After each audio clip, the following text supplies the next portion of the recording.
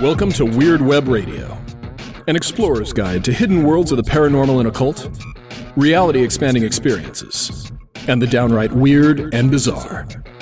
With your host, Lonnie Scott. Hey gang, welcome to another episode of Weird Web Radio. Thank you very much for being here. I'm your host, as always, Lonnie Scott.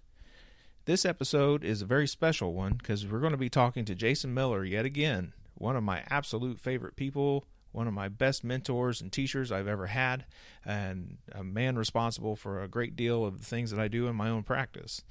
And yet again, he has taught a course that I was part of. In fact, the cycle that just finished is the one that I took part in for the previous 7 months, known as Sorcery of Hekate. The Sorcery of Hekate course is a really super in-depth and enriching practice that reveals itself one lesson at a time, and in between those lessons you get these Q&A periods with Jason where he answers the questions of the participants in the course. I highly recommend that you all go become part of this course and become part of the Sorcery of Hekate community. If you want to message me offline, hit me up at weirdwebradio@gmail.com, or if you know me on social media, and I'll be happy to talk to you about my own experiences while conducting the material in this course.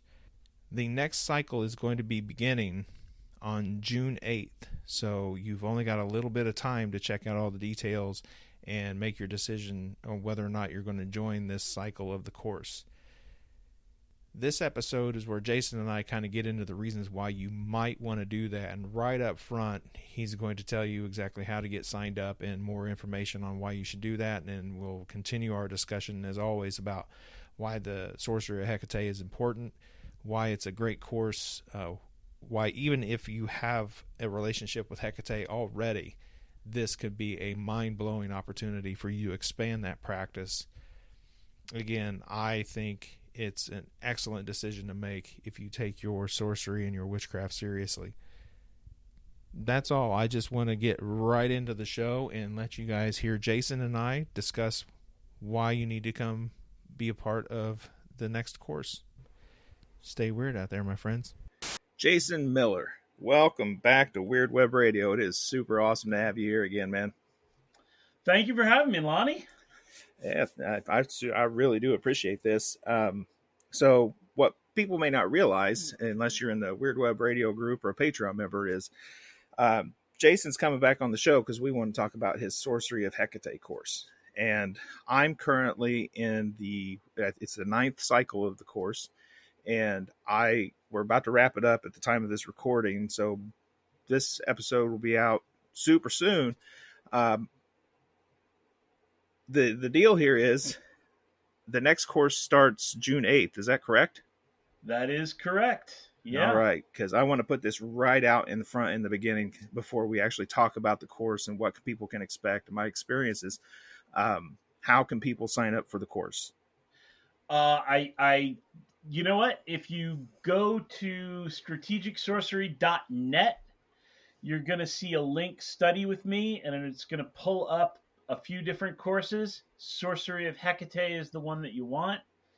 And that'll give you all the info, and it'll give you links to, explore further, and the links, most important links to sign up with all the various options for doing so.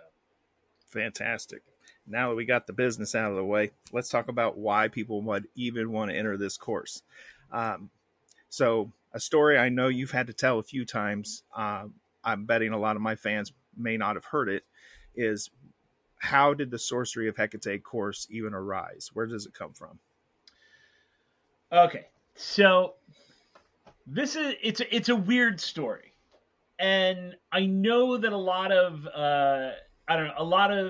of people say, "Oh my God, this goddess just jumped out at me from out of the blue. What do they want?"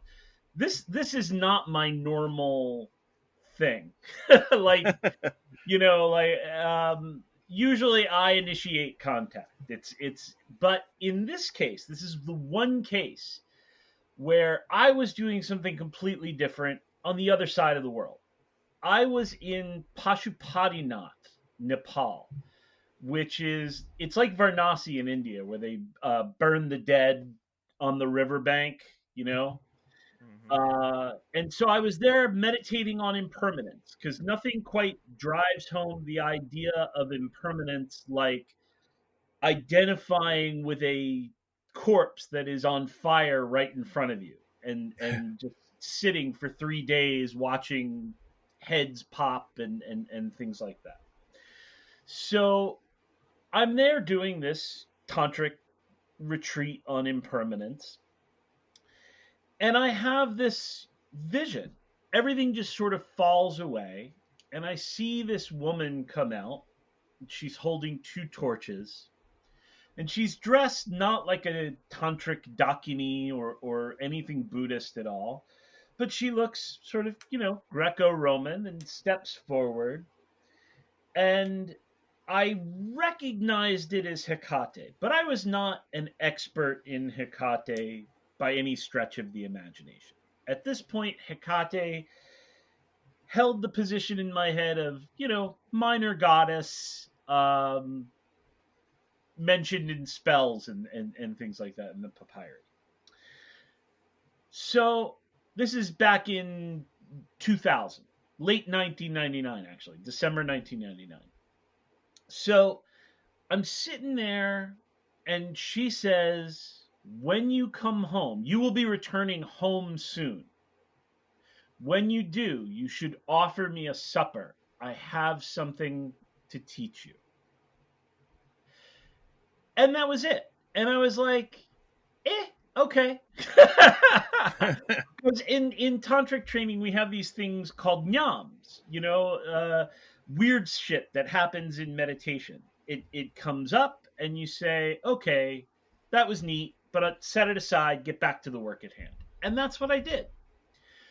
But what I didn't realize is that a few months later, I would be returning home, not only physically back to the United States, but I would be returning home in that I would now be wanting to re-embrace the world of magic as opposed to just focusing on Indo-Tibetan magic, which is what I had been doing for a few years.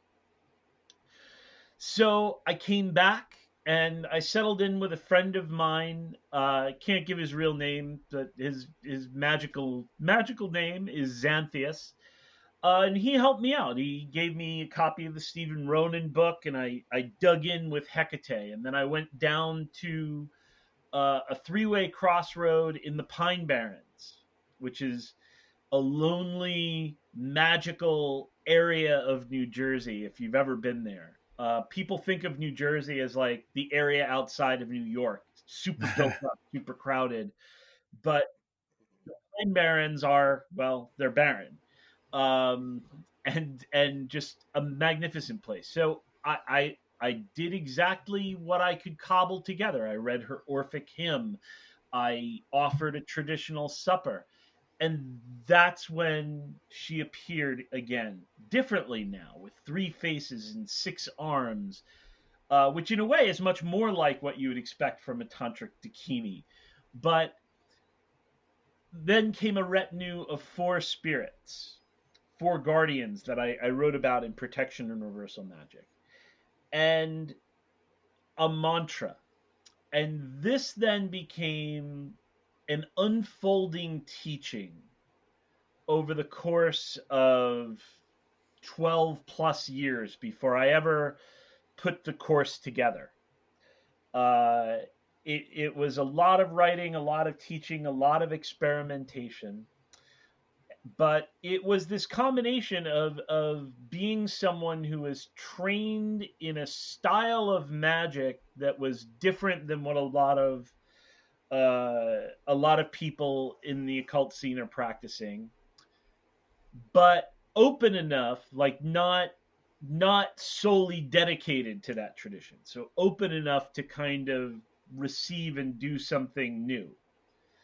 That's the only explanation that I can have for her taking an interest in me, because I'm not terribly special in any other sense.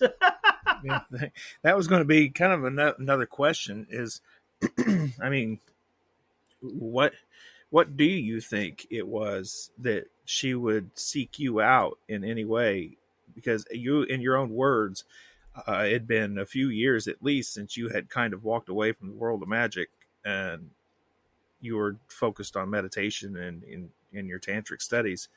It's not as if you would have a big sign standing out there saying, "Hey, I'm your guy."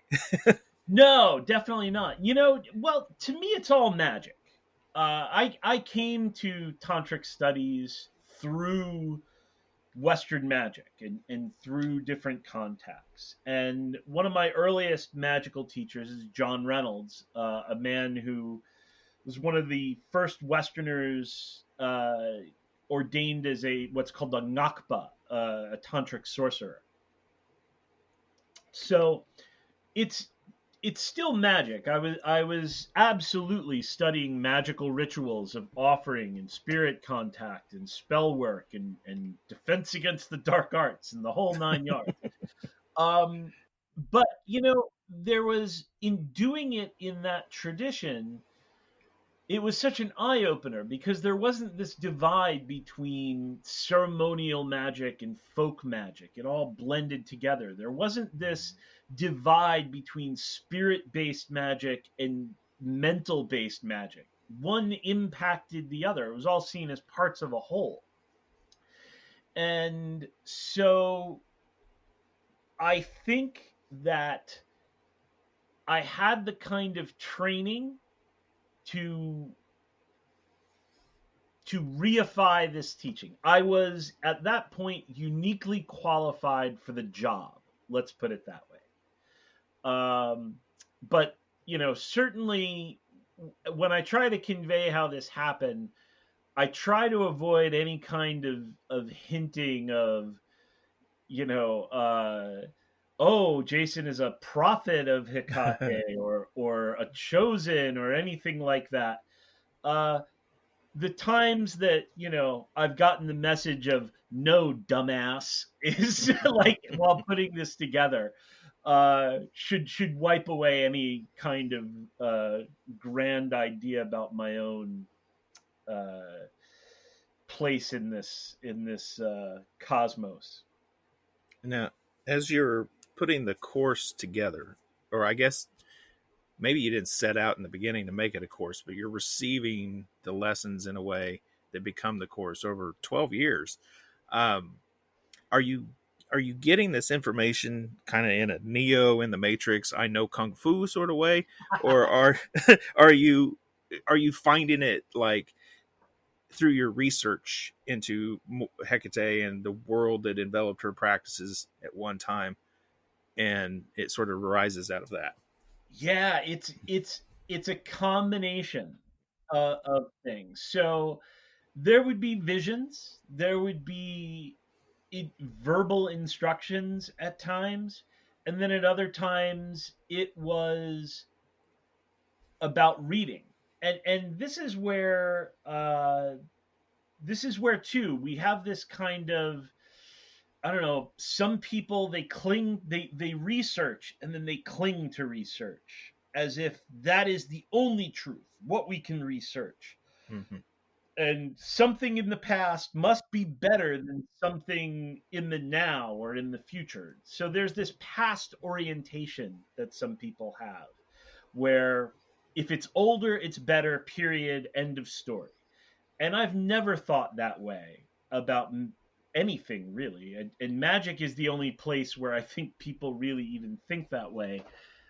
Magic and religion. Certainly, no one is going out thinking, "Oh, I don't want any of that newfangled medicine. I want, leeches and I want to go to an old school barber." Is just going to. I mean, probably some people do, but yeah, somebody does. I right? promise. Yeah, it's like oh, Lonnie, you're using this newfangled internet. Can't we do this with telegraph, like old school? So signals. But then to the opposite extreme, there is this sort of whatever the gods say to you is correct, and it outweighs anything that you could possibly read or anything anyone else has ever done. And that's not right either. That's the road to silly town. That's the road to just absolute like the farthest excesses of chaos magic. So to me, revelation and research inform each other. They ping each other, and they're separate. So I get these moments of revelation. But think about what happened. I had this revelation in Nepal, but it was light on any kind of solid information, right? So I didn't just run out to make a supper of like White Castle hamburgers. I came back and I was like, well, if I'm going to do this, I need to know a little bit. So I need to read up on whatever I can read about Hekate. And so now I'm a little more informed. So I can go in and read the Orphic hymn in Greek and offer some eggs and honey in a dipnon. And then I get a vision of specifically how the eggs and honey are to be arranged. And these 4 specific spirits for guarding the circle as it happens. And then more things come along, and then I take that and I go back and research some more. So sometimes revelation and research give a nod to one another, and that's really cool. So for instance, these 4 guardian spirits, one has the head of a bull, one has the head of a horse, one has the head of a serpent, and one has the head of a dog. I didn't think about this really.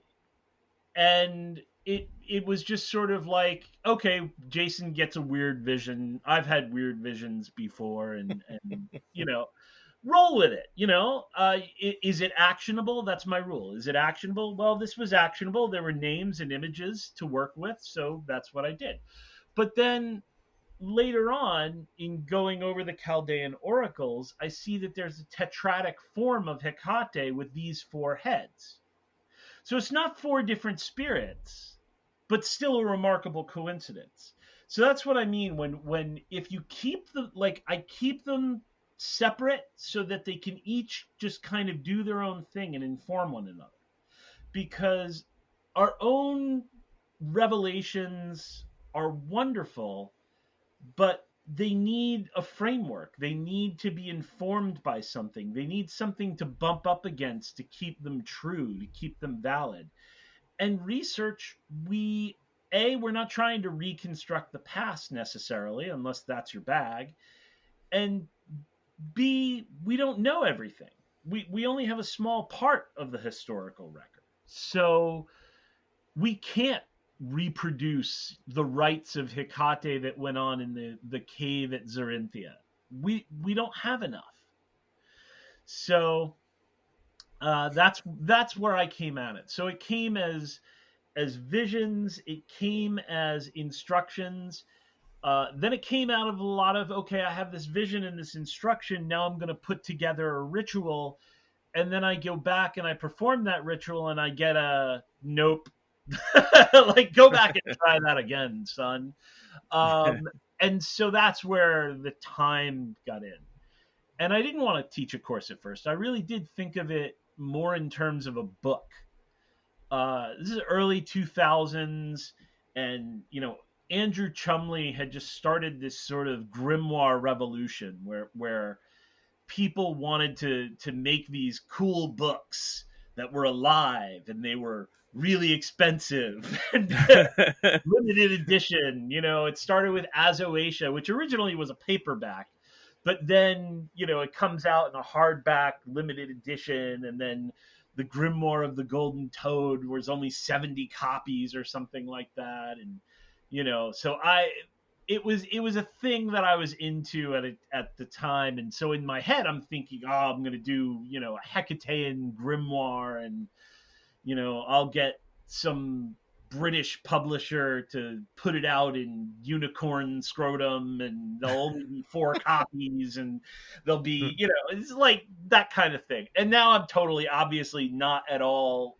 I kind of rebelled against that whole way that occultism went, because I published my books with Wiser, but this was not book shaped, to borrow a term from another author. This wasn't book shaped. It was course shaped. So every time I tried to put something together, Hekate was like, nope, nope, not meant to just be collected in a book for people to put on a shelf or flip to the middle and try something. This needs to be a course. And you're going to need to comment on everything that goes on. So let me ask you, did it make sense that this is like a course and not a book? Like, how important were the Q&As? I was going to bring that up, and I'm glad you did. I found as we went through this past 7 months that you were spot on. It could work as a book. I don't think anyone reads the book gets a maximum benefit out of it, and many people would just read it and not do it. In the hypnosis industry, I remember my first trainer when I was learning how to be certified as a hypnotist says, I charge people $700 to come see me to quit smoking. You might have to adjust your prices to go, depending on your market. And sometimes I charge a little over $200. And he's joking when he says it in a light-hearted way, but in all seriousness, he's kind of right. He says, the moment someone hands me $700 to quit smoking, I know the next time they stare down cigarettes, no matter what happens in this office, they're going to remember that $700 and probably not smoke. Same kind of mechanism here. You invest the money and the time and the effort, you're going to do more of the work, I think, when you're that invested. Something else I liked about the course was it builds on itself. It's almost like every lesson is being revealed with its ties to the last lesson. And that was this really cool kind of rolling energy. And the Q&As, I think, are where the lessons are great, and it certainly has informed and changed some things about my practice of sorcery. But those Q&As are the unique, like, gold mine that you not even you as the teacher of the course can predict what's going to happen with a great degree of accuracy, because everyone's different that comes to these lessons. I think I learned as much through the Q&As, reading the questions as they were coming, giving them thought, and then listening to you as you answered them in the in between every week with the lessons. Q&A is a fantastic model to the course. I thought it was brilliant. I love doing the Q&As, and that's really what makes it a course. I mean, I have a couple cheaper courses that are audio lessons where you just get the lesson. Take Back Your Mind right now is free because of, I want people to meditate and have tools during this whole pandemic crisis. So I made that free for, as long as the lockdown goes. But it's obviously I can't do a Q&A for something like that. But with the courses that I do Q&As on, and this was like Hecate's direction. Like, look, you can have lessons that go out to everybody the same, but the Q&As you have to deal with the people in front of you. And so every cycle's Q&A is a little bit different. Some people, because I let people retake the course for free, at least for now, unless it becomes unwieldy. But sometimes when people are retaking it, and they're like on their third time or fourth time, and they're like bored of the questions, they'll be like, "Can you just make a FAQ and like make the Q&A shorter? Just throw out a FAQ." And I was like, "No, because this cycle deserves the same thing you got your first cycle. Like, they deserve to get their questions answered and not be referenced to a fact." And honestly, sometimes I learn a lot myself. I mean, we all learn, but we don't only learn through our own experience. We learn when students ask me some things. I'll be like, "Yeah, I don't know." Like, I don't really know how I feel about that.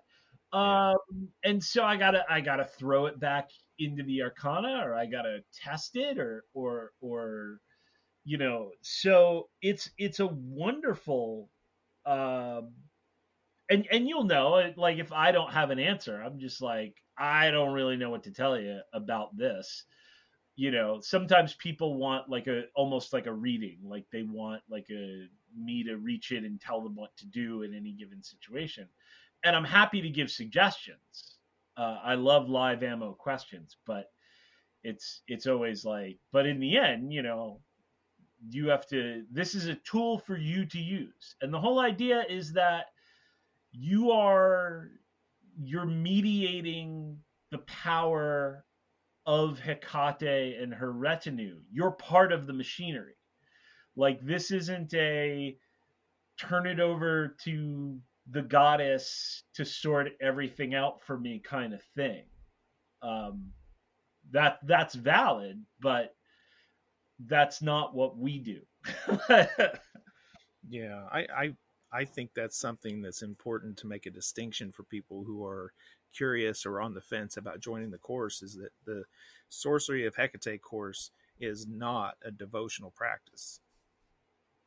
Yeah, no, I mean, I think it takes some devotion, and I've said those exact words. Like, it's not a devotional practice. I think it can be a devotional practice. Certainly, I feel devotion when I'm doing it, when I'm in the mandala. I don't mind sharing that, this all works around the idea that you're in a space with Hekate and several other spirits as well, arranged in a specific way to create a specific effect, almost as if machinery of spirits, if you will. And this is the way tantric mandalas work, and the way some other types of magic work as well. But I feel devotion when I'm in there, but it's not sort of a Protestant, thy will be done, hand it over to Jesus, goddess take the wheel kind of devotion. You're in there. Your agency matters. Your responsibility matters. What you want done matters. So it's a different kind of devotion than I think some people are used to. Right. Yeah, I agree. Myself when I'm in the mandala, as the time has gone by, practicing it and accessing it, I've found it at this point, when I decide to be in the mandala, I'm in the mandala. It has become that easy and that alive in my practice. And that's something I've really enjoyed discovering as well. It's awesome.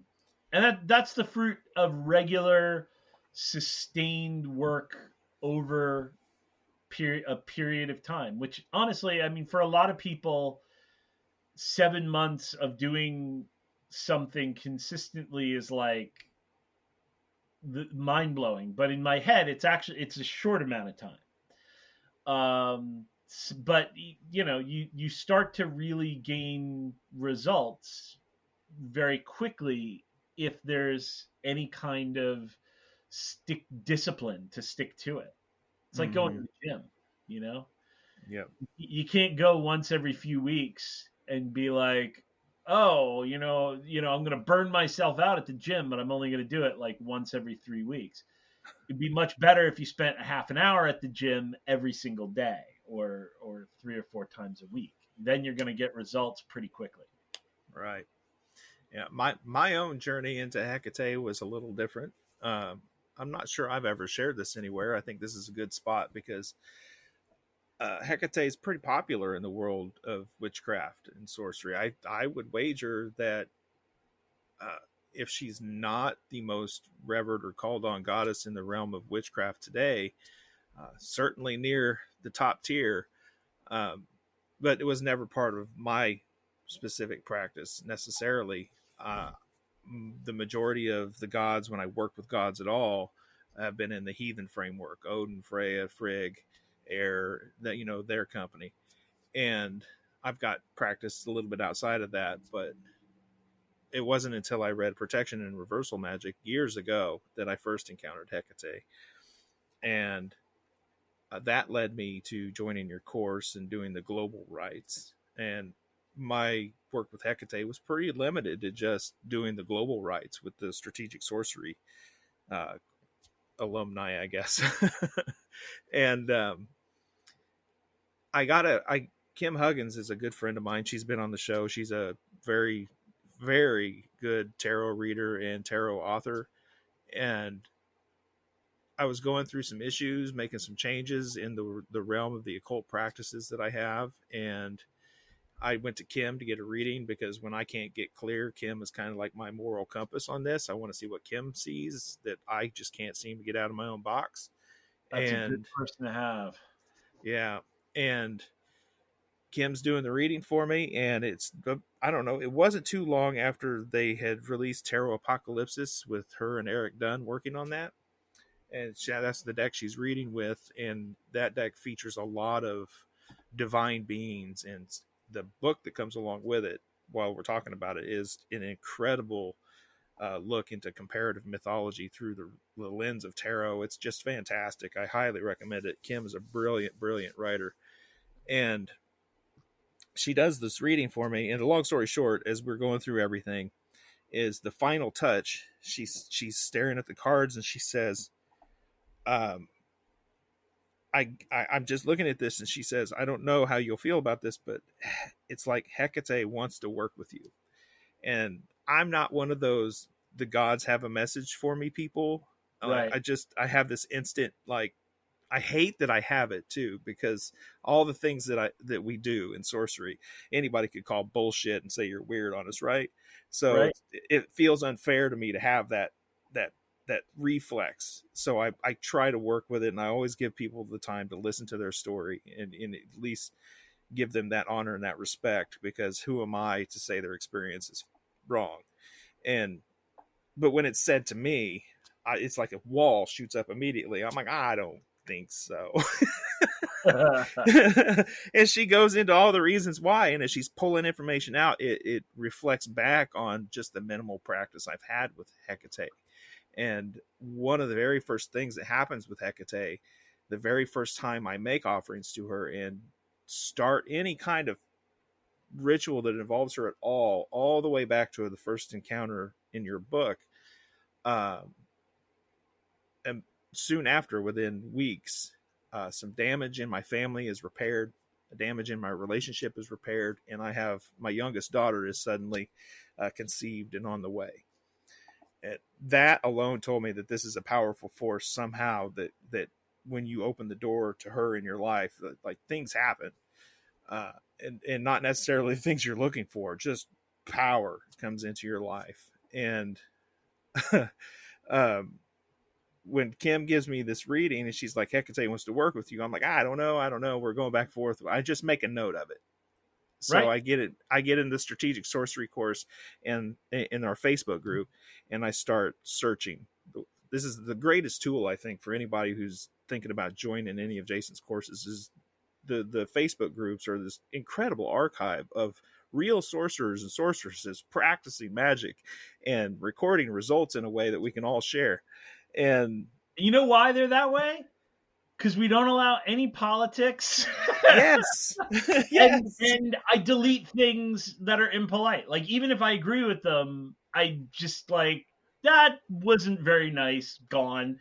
So basically, like, if you take away people's ability to bring controversial things, even things that I agree with, things that I post about on my personal page, I'm like, nope, you've got literally everywhere else to do that. Yeah. I'm just saying, if somebody told you could spend a few $100s and have access to hundreds of living, breathing, practicing magic users who are trying to get to the top of their game in strategic ways, wouldn't you want to get access to those conversations? I'm just saying. But long story short, just to wrap it up, as I'm researching Hekate, I started buying books and reading more after Kim's reading, thinking, why on earth would this be something that I'm connected to when I'm really more heathen in my practice? Even as a sorcerer, I'm more heathen in my practice. And as I'm learning more about Hekate, I'm like, I find all the associations of the crossroads, the keys, the underworld, the dead, the ancestors, and all of her other greater abilities. And the more that's unveiled to me, I'm like, the more I realize I'm seriously, like, resonate with the things that represent Hekate and her power. And I couldn't believe it took me this long to start to want to work with her. And as I'm having these thoughts and I'm making notes to write it down, I get an email from you or a message where we're talking about, hey, have you thought about taking the Sorcery of Hekate course? Yeah. And I think, okay, I get it. It's time to deepen my practice and really get to know Hekate in a much more intimate way. And that's definitely was delivered through the last 7 months. Ah, well, I'm so glad to hear that. And yeah, yeah, she is a powerful force for so many people. And she has become popular, and I mean, she wasn't as popular when I started delving into her, but certainly there were other people writing about her as well. Um, but yeah, she's popular for a reason. There's and the thing is, you take this goddess and look at how she evolved and and stuck around and changed. You know, this possibly Anatolian great goddess uh, becomes, a terrestrial house goddess that people had, becomes an underworld witch goddess invoked more times than any other goddess in the Greek magical papyri, right alongside Helios, who would be the most popular god. And of course, there's a connection between Hecate and Helios. Um, but then in the third and fourth century, she becomes this cosmic transcendent being again in the Chaldean oracles, yet who is also still connected with magic and demonology, which we know from the writings of demonologists like Michael Sellis. And so she never goes away. She shows up in Macbeth, you know? Yeah. And and it wasn't even like a thing that people were like, why the hell would Scottish witches be calling upon Hecate? Because that's how well known as this kind of a figure she was, and is. So uh, I continue. The work continues. I there's the 7-month program, and then I put together another 6-month training program to kind of bring people some of the weirder stuff that gets built upon that framework of the first 7 months. And now there's going to be a third part finally this summer, focused on pure applied spells and spirits and that kind of thing, almost like a spell book course almost, That but sounds all awesome. based upon that kind of training. Like, you need to have the training first. Yep, sounds awesome to me. I know I'll get those emails. Um, uh, like I was saying, and we both agreed, Hecate is certainly front and center in a lot of people's practices and minds, at least today. Um, what makes why should someone who's been working with Hecate for the last decade, as an example, in devotional practice and witchcraft practice, what does that person have to gain, you think, by taking the Sorcery of Hecate course? That's a good question.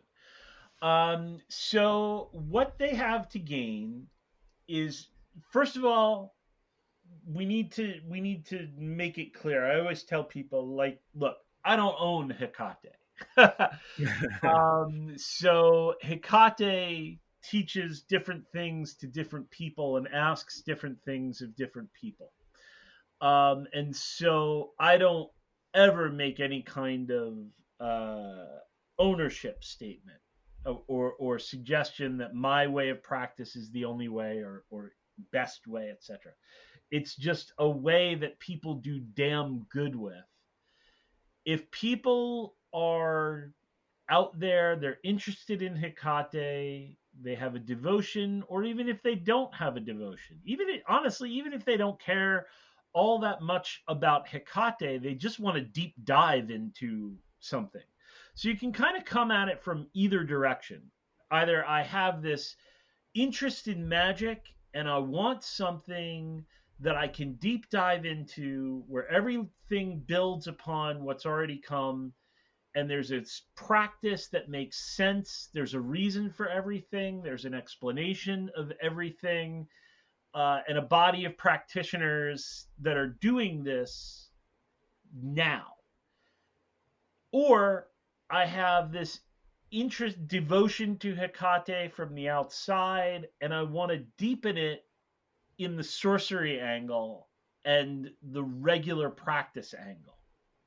So either way, we have those two people from those two areas kind of flow from the left and right into the Sorcery of Hekate. And, they each find that it's the discipline, it's the regular practice of a system that is cohesive and makes sense. There's nothing in it that we just look at and say, well, that's an ancient word or an ancient inscription, and so that's what we do. Right? There's nothing that's just sort of like, well, we don't really have an explanation, but it's old, so it's good, ergo it's good. So like, we don't roll that way. There is a method that is built up. And so, and then a way to go deeper. So it's well known that there's a mantra. It's the same mantra as in the general great rite that goes out. And a lot of people already know the mantra is Io Heka Io Ho. But as you know, after a few lessons of like nailing shit down so that the power and presence doesn't kind of like go haywire, then we take that mantra and we do there's a whole technology behind it, where it runs in very specific ways. And so it's not just repeating something over and over again. There's a really specific movement with it that interacts with spirits. So, if that's the kind of thing that you would love, then you would love this kind of thing. Yes. Yes to all of that. And if you like to work with spirits, holy shit. Are there spirits waiting for you in this course? And I'm talking really fucking awesome spirits. So there's my stamp of approval on the spirits. 9 cycles of this course. So 9 separate times you've run the 7 months with students taking and retaking this course over time. You've had to have started noticing some patterns by now. So in the patterns, what would you say is one of the biggest challenges that arises almost universally with students in this course? Well, there's definitely nothing universal to all students. There are definitely patterns that arise in every cycle. And I usually now I can kind of anticipate them and address them, like right about the time when I think they're going to come up. So first of all, there's always I started doing this and something bad happened in my life.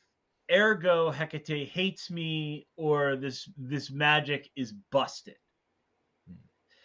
And what I always say is like, look, we've got an average of like 80 to 100 people per cycle. And it's 7 months. Something bad is going to happen to somebody. That's just the way it goes. And then very often, like early on, when I would kind of sit and talk with these folks, it's actually nothing out of the ordinary. It's just there's a lot of bad things that, it could be that they're self-sabotaging in a number of ways, or it could just be that they're in a shitty situation that they've got no control over, and that can happen. And so they've got to stick with the magic then to gain that control. But what people do in all magic, not just this, is they're letting magic make them more superstitious and less able to handle the spiritual world than a normal person. It's almost like, oh, well, this candle burned a weird way. Why have I offended the spirits? Like, settle down. The spirits aren't offended. The wax just went wonky. If you've got a constellation of things going on, then yes, sure. It's always worth keeping an eye out. Yesterday I was in the bathroom with my Kindle reader and I dropped it and it hit the edge of a glass, like a garbage can thing. And so that broke. And then later that night, I was washing dishes and a ceramic cup broke. So there I was like, okay, two things broke in my hands in the same day. Now I'm going to pay attention. So now I'm going to do a reading. I'm going to look around. Is anything else like going awry? No, actually, everything's going pretty freaking well.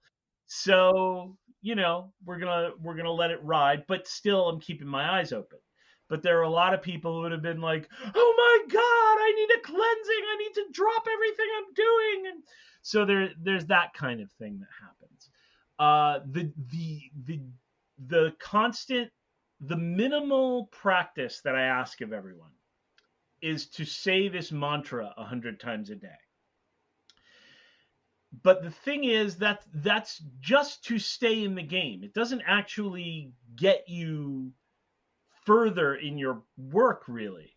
It's just, it links the workings together. You know what I mean? So it's like if all you do is say this mantra 100 times a day, it means you don't have to do any reparation, but you're not really doing much either. Like, there's more to it than that. That's the bare minimum. But this, for a lot of people, this is the first time that a teacher has asked them to do something every day, and they freak out. Like, after a week, they're like, why am I doing this every day? This is ridiculous. And people really, they rebel.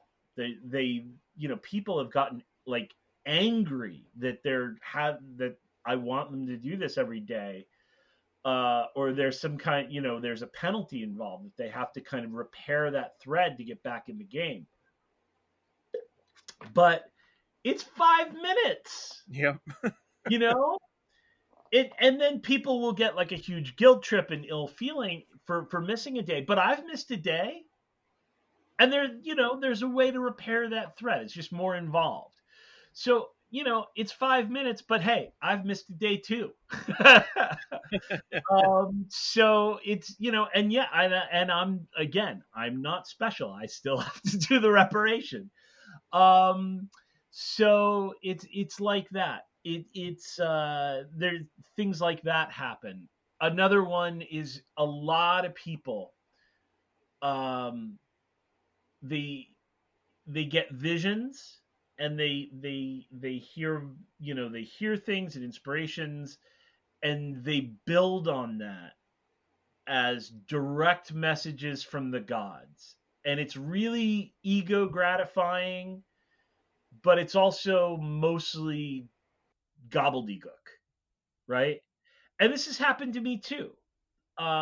One of the reasons that I was able to receive the course is because I'm a person who can receive messages and impressions like that pretty easily. But unless I filter it out, unless I think critically about it, I don't ever get to the good stuff. And so when I'm always in the first few months, I tell people, like, look, I don't even want to hear about it for the first few months. Just make a note, go back to the practice. Like, if Hekate starts dancing around and juggling the tools in her 6 hands, like, sit, watch the show, soon as it's over, get back to get back to the magic, get back to what you were doing. And I'm like, I always ask, like, is it actionable? Did it tell you something you didn't already know? Something firm, something that you can actually do something with? No? Okay.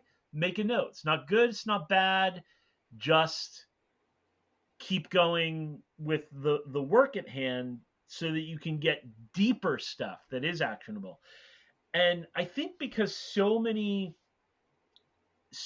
experiences in the world of magic are catered to have an experience. Did you have an experience? Tell us about the experience. Oh, isn't that special? It puts people off sometimes to have the teacher be like, okay, cool, but that's not actually why we're here. Right. Yeah. So people are like, well, what do you mean? And every now and then someone gets really like stomps off and leaves because they haven't been recognized as the avatar of the goddess.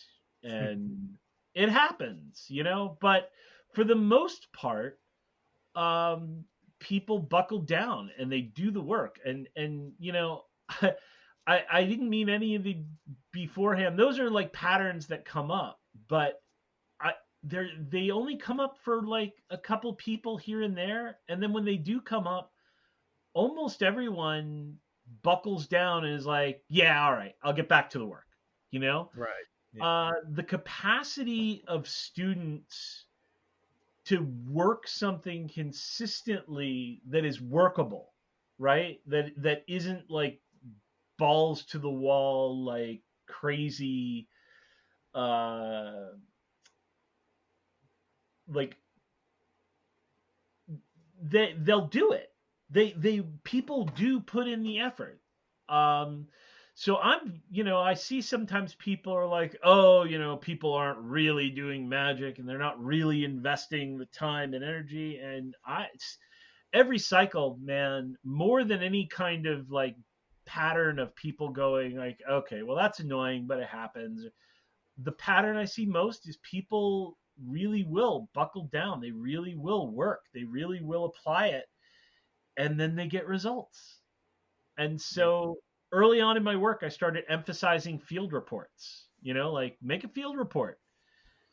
And they happen. People come through and are like, look, this was the problem. This is what I did. And this is what happened. Mm-hmm. So that's the pattern that blows me away, that this stuff works, that people do it. And yeah. Yeah. I like the field reports. That's something you've done for all of your courses. I've always enjoyed and you can go find these people. That's just it. Like they're real people doing real magic and getting real results. You're not just having someone say something for the sake of saying something. Yeah. I won't name names, but we know people do shit like that, right? They do. Somebody once accused me of like making up field reports or testimonials. And I was like, listen, if you can talk to anyone in my courses, they will tell you how annoying I am with going, can you write that up as a field report? Like, can I use your name or do you want another name? Like, that's a real, so for sure, these are real things that people go through and do. And I mean, people learn from them. I learn from them sometimes, Yeah. So yeah, the students can be amazing. And that's the thing. The course demands a certain amount of time and a certain amount of treasure, and that to me says, okay, this has to be worth that. This I have to put enough in to make this worth what the students are putting in, because they're willing to put in a lot, so they have to get a lot in return. Yeah. And I'll say, after all the experience I've had in the different practices I've incorporated into my life over the last couple of decades now, having gone through the last 7 months, this course will provide you, experienced or new, either way, a complete system to work with that is real, it's genuine, and it works. Like you really will have this complete system of sorcery to embed your life and practice with. So I highly recommend that you folks out there on the fence give this a shot. Jason, how does the course, let's explain to people how that course actually works. How do people receive the material and so on? Okay, so you sign up for the course, and there's a monthly and a weekly option, and or a full price option. However you want to do it, it amounts to the same thing. There's no like price break for all up front. There's no penalty for paying weekly. It's just there to make your life easier. Um, so there's that, and then once you do that, you're in, and then a couple days before June 8th, you'll get an email saying, "Hey, get ready. We're going to start this coming Monday." And then Monday comes, and you get your first lesson, as well as the information on the Facebook group, which is a private Facebook group. You'll need the password to get in, and the Q&A will be up there. So you listen to the lesson and you read the PDFs that come with the lesson. And then any question you have, you throw it in that underneath that Q&A, right? You can talk to other students. It's a student group. You can share things as long as it's focused on Hekate and it's not too, off the wall. If it's course related, you can talk with other students. You can start your own threads, whatever.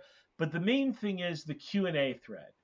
And then the next Monday comes, and you'll get a recording of me reading every question in that thread and answering it. These can go anywhere from a half an hour long to an hour and a half long. They can go long. And the thing is, I try to be as brief as possible, but at the same time, I try not to leave anyone or anything out. And so if there's a lot of magical teaching that happens in the Q&As. So you get that. And then the next Monday you'll get lesson 2. And then the following Monday you'll get Q&A 2. And there's always the current Q&A is always up at the top of the list. So you can throw your question in on anything that has come before. And we continue on for 13 lessons and 13 Q&As until finally then there's a final Q&A where we're like, all right, we've done all the lesson Q&A. Now let's wrap this up. Like anything that you want to know, throw it in here. And then for people that want to go further, there's a way to go further. And but the 7 months is a good stopping point. It gives a good body of knowledge, a solid workable system that you don't need anything else to operate. So that's how we roll. Hey, I like it. I know I've learned an awful lot. Like I've said a couple times throughout the show, by taking this course, I'm super grateful that I did. This practice is going to be something that I maintain till my final breath, at which point we don't know what we'll be doing. So it's added a lot of depth to my life and my practice, and for that I'm super grateful.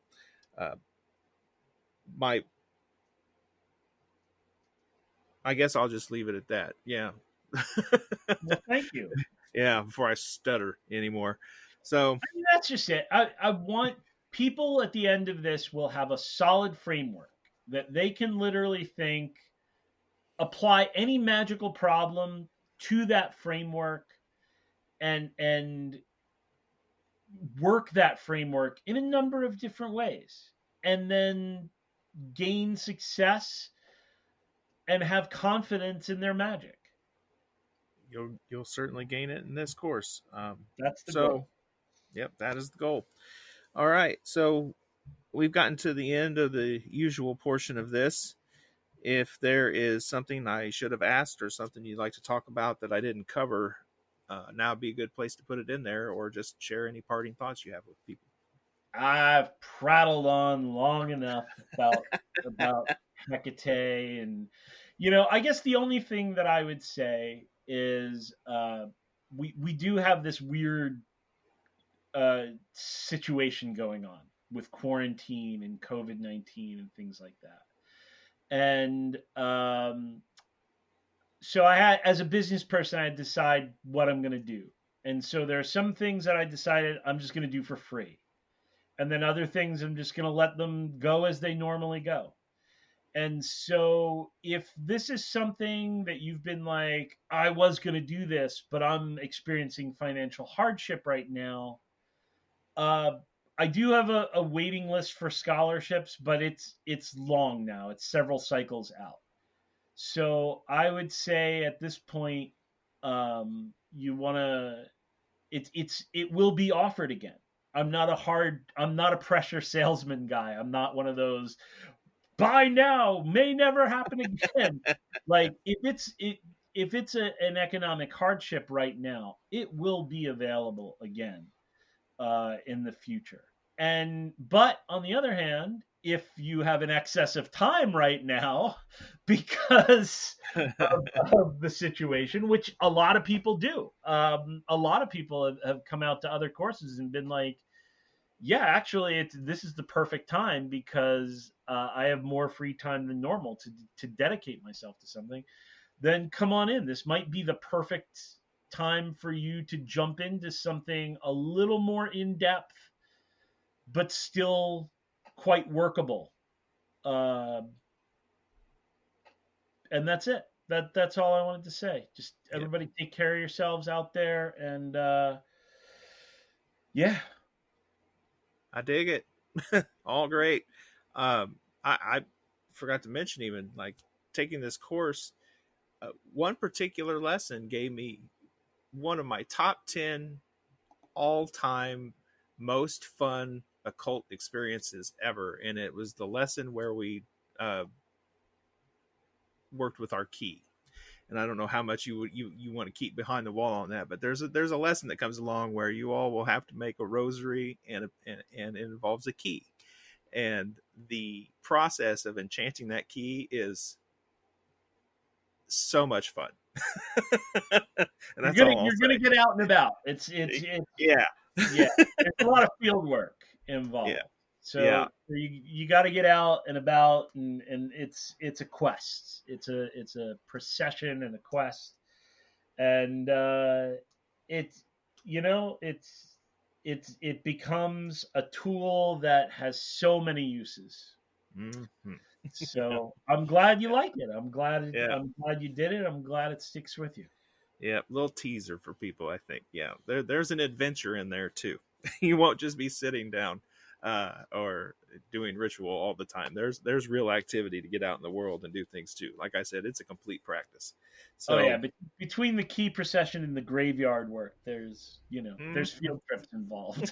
Yeah, and if those things don't get you interested, I'm surprised you got this far in the show. All right, Jason, tell folks where they can find you again. It's strategicsorcery.net. Although I imagine if you just Googled Sorcery of Hekate, you're going to find one of the many, many, many, many, many posts that I've made about it over the years. Mm-hmm. So all of which will lead you back to the same place.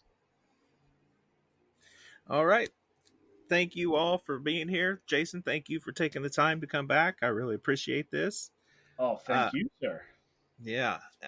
For everybody listening, you know the drill by now. If you're a usual fan, I'm going to tell you to go to patreon.com/weirdwebradio or weirdwebradio.com and click join the membership. And that'll gain you access to the bonus extended interview we're going to do. And Jason's already done one before. He was on the show back in episode 24. Ironically enough, this episode will be episode 49. So we almost made it a perfect double up. So he's got all of that that's already existing there. You can find in the archives open to the membership. This one's going to be a little bit different. We're going to dig in just a little to see what Jason will share with us about his own personal use of the Sorcery of Hekate. All right, folks, stay weird out there. And it is bonus audio time. Are you ready?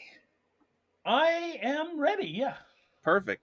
Now, out of sheer morbid curiosity, because it is the standard first question that we ask around here, I want to see if you still have the same answer. And what famous person's resting place do you want to visit? Ooh. Do you want to hear how they just answered that question? What famous person's resting place would you most like to visit? That and many others, including what they think about the afterlife, what they may or may not do in cemeteries, what are their traditions, magical practices that have to do with the dead, folklore that surrounds their homes, and so much more, available for only $5. $5 a month. Even if I make more than one episode in a month, it's still just $5 a month at patreon.com/weirdwebradio, or go to weirdwebradio.com and click join the membership. You can find me on Instagram at weirdwebradio. You can find me on Facebook as Weird Web Radio, or come join the new, fun, and exciting Weird Web Radio Facebook group. Thank you again for being here. Stay weird out there, my friends.